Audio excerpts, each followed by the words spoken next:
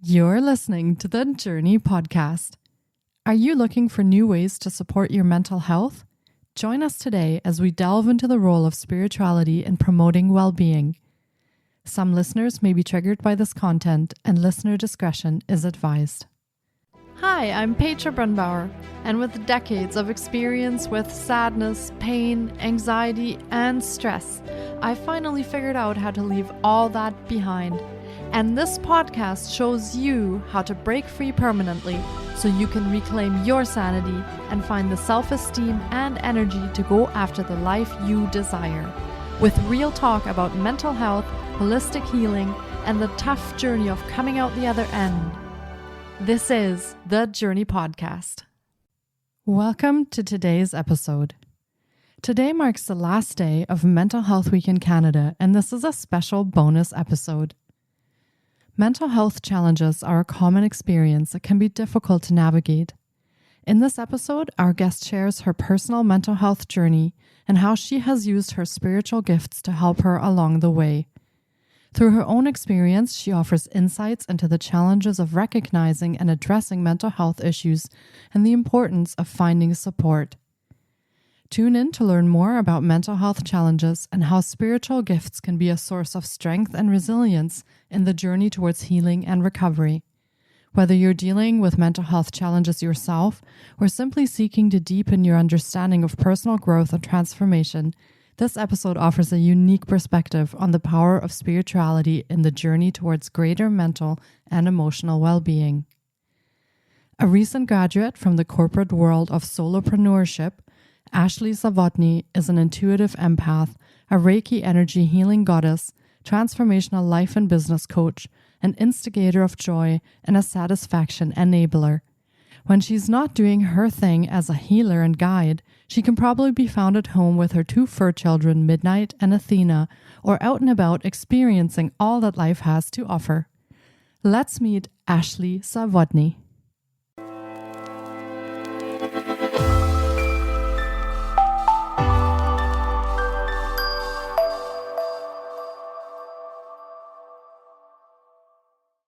Hi, Ashley. It's so great to have you on the podcast. I've been looking forward to getting to chat with you because we will be exploring mental wellness and spirituality today, such a profound topic for holistic healing and well-being. Welcome to the podcast. Thank you so much, Petra. I'm super excited to be here with you today. Yeah, me too. And for starters, do you want to share a little bit about yourself and your story? Yeah, absolutely. So, hey guys, my name's Ashley. I am over here in the cute state of Texas. So I have been doing my thing now on this earth for around 37 years. I always like to say that I am reaching new levels of experience. I'm not getting older, so I'm at the 37th level of experience these days. I wasn't always where I am today. I struggled with mental health a lot growing up, just due to a series of events, from a parental divorce when I was young, my dad getting remarried. So that also threw in some new experiences that just kind of kept pushing me down. What I eventually got diagnosed with was depression, but it took until the age of 35 for me to actually be clinically diagnosed with what was going on with me. And all of that was coupled with struggles with spirituality, not resonating with the religion that I grew up in, but knowing that something was bigger and deeper and out there. So all of it kind of morphed into what I do now, because I want to help people who are going through their own struggles with mental health, but also having those questions about spirituality. So in a nugget, that's a little bit about me and my journey in 30 seconds or less. Thank you so much for sharing that. And having talked with you before, also, I know that you had some very profound experiences in your mental health journey. Do you want to share some of what you went through and how that affected you? Yeah, definitely. So most of my stuff came through, as I referenced earlier, my parents' divorce when I was young. That really left me with a really profound sense of not belonging, not being enough, and constantly living over day in and day out. What could I have done differently to let dad be at home or keep dad at home to where he didn't leave? And I always took it on as he left me. And that just really spiraled for a really, really long time. I always wondered if I had anxiety because of my depression or if I had depression because of my anxiety. And really, it ended up being I had anxiety because of my depression. My most profound, wonderful event with mental health, though, actually came a couple of years ago. I do like to say this was kind of my guides giving me a spiritual slap upside of my head. But I actually had, and I had suffered from panic attacks for a little while in my life, but they had never been as severe as they were back on this day. It was, I think, April 20th, 21. And I ended up actually having to call an ambulance and take me to the ER because I had nobody there to help me through it. I felt like I couldn't breathe. I felt like I remember having that moment in time of, well, I guess this is how it ends. And something inside of me just kind of told me, hey, you need to call an ambulance. You need to go to the hospital now. And I remember as they were wheeling me into the ER, like, okay, well, this is the psychotic break that you needed, that you've been putting off for years and years because you think that you can handle it better. And obviously you can't because you're strolling on into the ER now.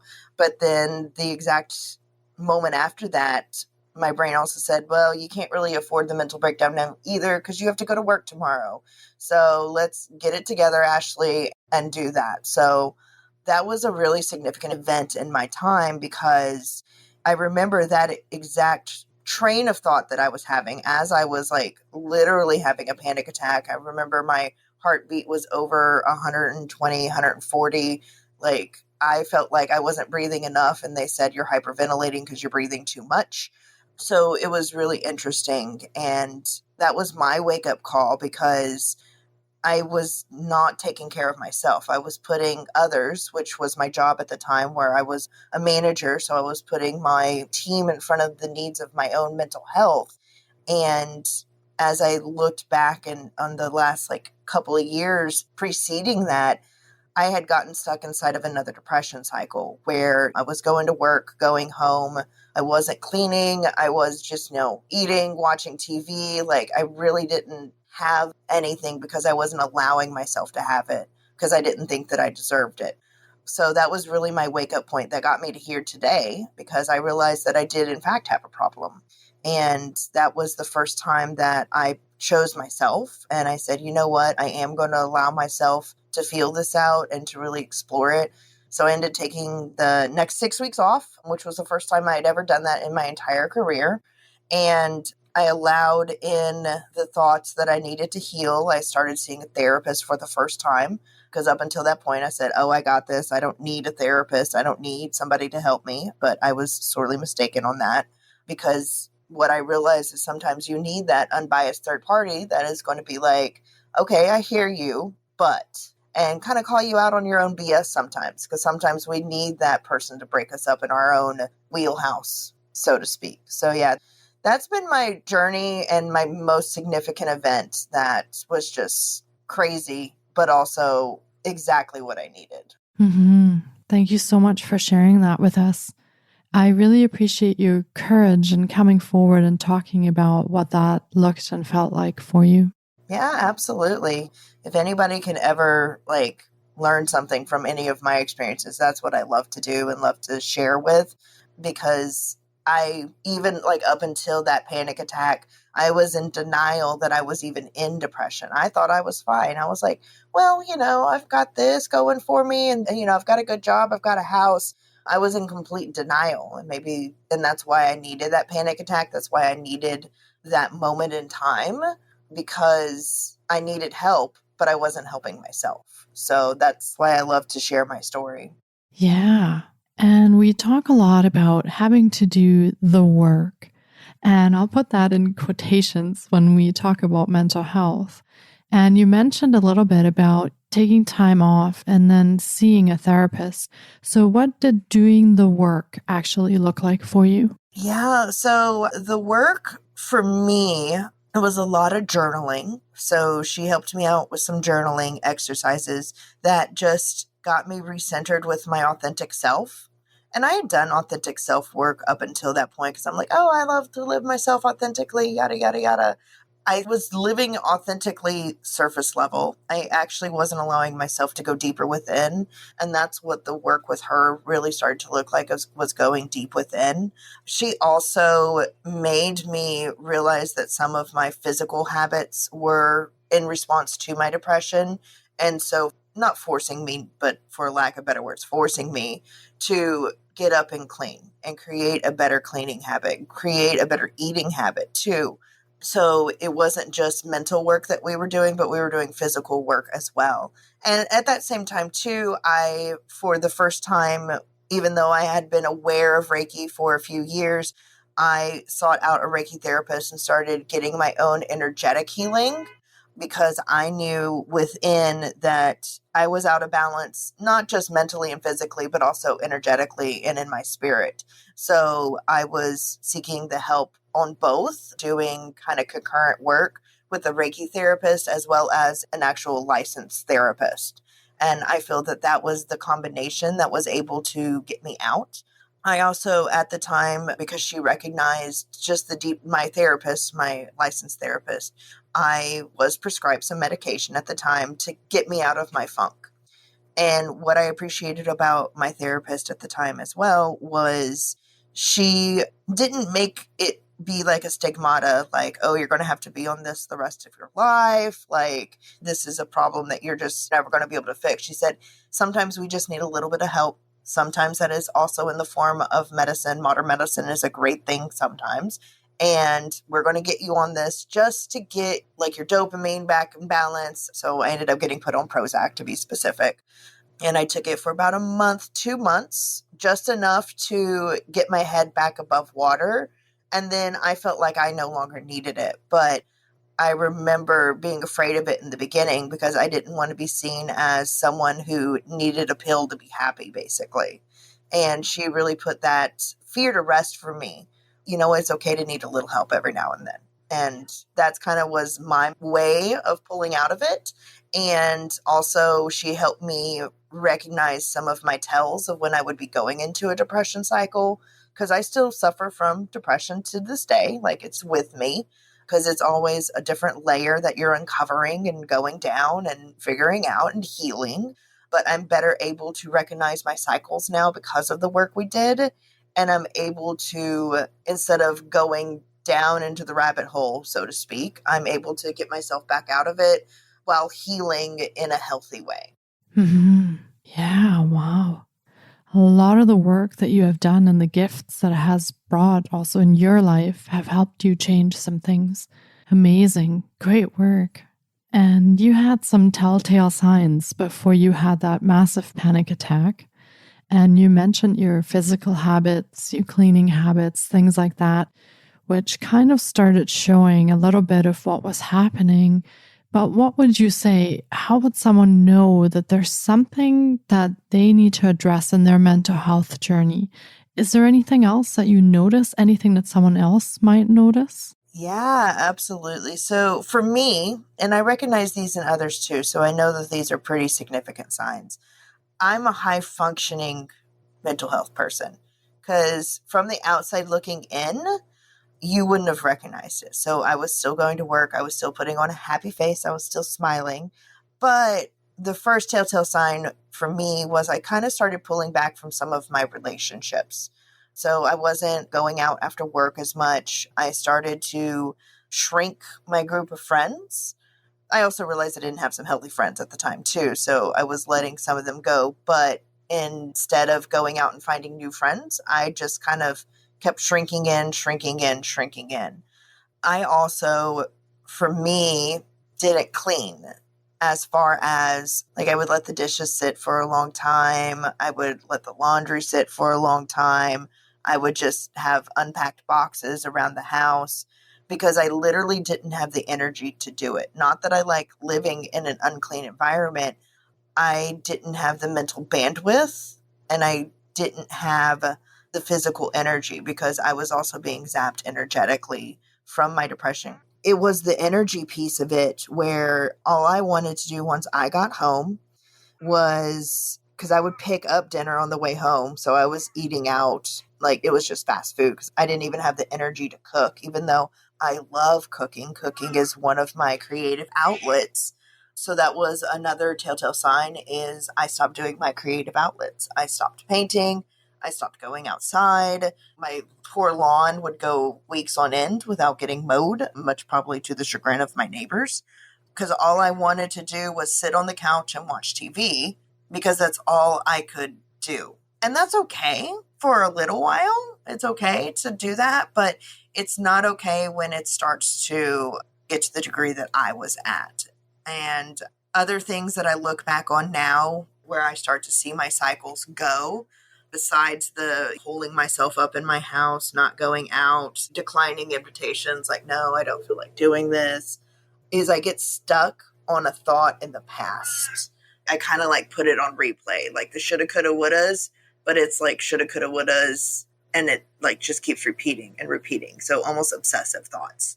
That was also one of mine. And I blamed my job as the reason why I was not wanting to go out, not having the energy. I blamed my job because I worked in a very fast-paced, high-stress environment. But really, that was just the excuse of what was deeper going on inside of me. Yeah, that's some great insight. Thank you so much for sharing that. And let's turn a little bit to spirituality and how have your spiritual gifts helped you in your healing journey? Oh, wow. Yeah, a lot once I finally accepted them. So I am an intuitive empath, first and foremost. I've recognized that I was an empath since my early 20s because I was like, what the heck is going on? Why am I feeling other people's emotions? I'm angry all of a sudden. Why am I angry? Because nothing happened to me to be angry. And for a long time, I feel that I denied that part of myself. And that was probably a source of my depression as well, is I was living out of congruency with my spiritual side too, because I wasn't using my gifts, even for myself, recognizing, hey, you're taking on that person's feelings right now, not your own. And I know that I was a healer, but I wasn't even healing myself. So this journey has been about embracing who I am, embracing my power. And as I have gotten out of my depression cycle, as I got past that panic attack and really stepped into who I am, I'm finding even more nuances of what I get to do. And what has been revealed to me here lately is not only am I an intuitive empath, but I'm actually what I'm really starting to feel is my clairvoyancy is coming up and being very, very fun here lately, as well as my claircognizant, just that inner knowing. And that is what also helped me get out of where I was. And one of the reasons why I actually stopped taking the Prozac too was because while I was on Prozac, I wasn't able to meditate. And I knew meditation was going to be one of the things that got me into my healer abilities. So once I felt that I had gotten into a good place with my therapy, with what I was doing, that's when I discontinued the Prozac because I let the meditation and the journaling and my abilities take over and also the Reiki to take over from there. So it's been an interesting journey. I'm now a Reiki therapist myself. So I use that too to help not only others, but myself. And I'm doing some regression work now too, as far as like hypnosis. That's been helping too, of understanding that sometimes our depression is from a spiritual sense is actually not from this life, but can be from a past life sometimes, or from somebody else that you took on as your own. It's an interesting, really thing. And just understanding that from the spiritual sense helps me understand not only what I'm going through, but what others are going through as well. Mm-hmm. Yeah, wow. And how do you integrate the spiritual approach into working with your clients?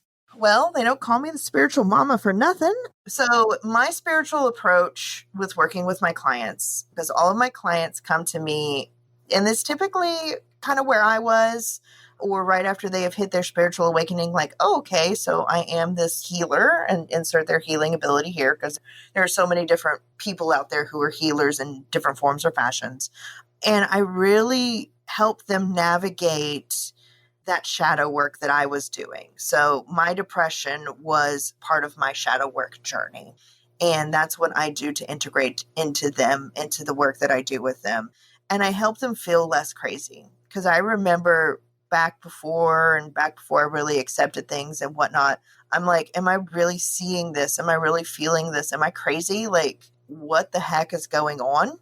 And I help them realize that they are being who they are and that they aren't crazy. They're just a healer, that they are doing the work, because all healers have their journey. No healer that I have met these days had an easy upbringing, an easy childhood, or an easy life up until this point, because what I find is healers are going to heal the people who have similar journeys, but they have to heal themselves before they can go heal others. So I incorporate all of that into the work that I do with others. Mm-hmm. That sounds so interesting. And do you want to go over some of the programs and services that you offer in a little bit more detail so listeners can get a feel for how they could maybe work with you or connect with you if they're looking to work with someone on their healing journey? Yeah, absolutely. So the fine folks that I work with, right now I do work with people exclusively one-on-one because I do have a day job. So I have a shorter time block than I work with people. So I do work exclusively one-on-one because I also find that that is the best way to work with people in this shadow work journey. So it is a one-on-one. I usually say, hey, you got to work with me for at least 3 months. Minimum of 3 months, but you can work with me as long as you want, because it's really about diving into, and that's what I help people with, of their traumas, how it has been showing up into their life, and how it's been impeding their healer abilities. So they come and work with me. We work with sessions, doing the Reiki healing. I always make sure we get everybody into chakra balances first. And then most of what we do is a lot of talk work, but talking through exactly what they're experiencing, talking through what they saw, how something happened. And then sometimes I most recently had a client who had an attachment to a something that went bump in the night. So we removed that too. So there are a lot of different things that can happen while you come work with me. At the end of the day, it's about understanding and diving into what kind of healer you are, what is your purpose here, and reconnecting you with that through whatever means we have to do that. That's why I offer Reiki. That's why I have regression work. That's why I teach meditation as well, among other things. And it's an amazing process. I don't have a program necessarily because each person is unique.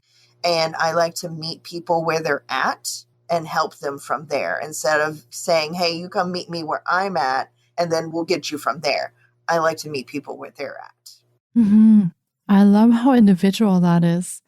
And I think that's very helpful when someone is trying to figure out what's going on with them, for sure. Now, do people have to come see you in person, or can you work with them online as well? Yes, they can come see me in person over here if they happen to live in the area that I am. But I do work predominantly online because I realize that there are so many people that need healing and the work that I do across the globe. So I've gotten so comfortable over Zoom. I mean, that's maybe the one good thing that came out of COVID, because before COVID, I hated being on video calls and conference calls and all of that stuff. But now it's like I'd rather be on a video call than in person almost sometimes. And yeah, so I have different ways to contact me. People can text me, they can DM me, they can find me on Facebook. I'm working on getting a YouTube and a TikTok channel up just to share kind of like some of the wits and whims from the spiritual mama. So yeah, so it doesn't matter if they're over there across the pond in Europe or if they're over here in the States or somewhere else. I will work with folks, again, wherever they are. That includes location. Perfect. And I'm curious, do you personally think that working online is just as effective as if they were there with you in person? I know I get that question sometimes about energy work. What do you think about that? Oh, absolutely. No, energy is energy is energy. And if you need a scientific reason as to why it works, that's when I love all of the great work that quantum mechanics and quantum physics has been bringing up and coming up, because it shows that your voice can affect a molecule in a sun on the other side of the universe, because energetically we are all just here. So that was one of my own questions I had I was like, really? Can Reiki really happen? Like, can I go heal somebody across the world? Absolutely. I've seen it so many times. I've done it so many times. And it's just about opening the right portal, and everything is light. Energy is light. So as long as you are surrounded by light and energy, then the energy can find you. Mm-hmm. Perfect. So for anyone still wondering if they should go for that, there definitely is no physical barrier to working in your healing journey with Ashley. So yeah.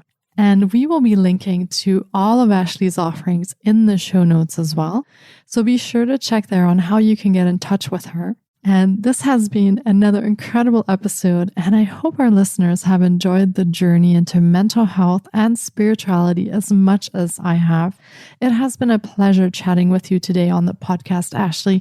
Thank you so much for your time today. Yes, thank you so much, everyone. And I look forward to meeting anyone if I resonated with them and seeing how I can help you guys out. And thank you so much for the opportunity, Petra, and your time. I am grateful for you. Absolutely. Thank you so much. And take care, Ashley. All right. Have a good one.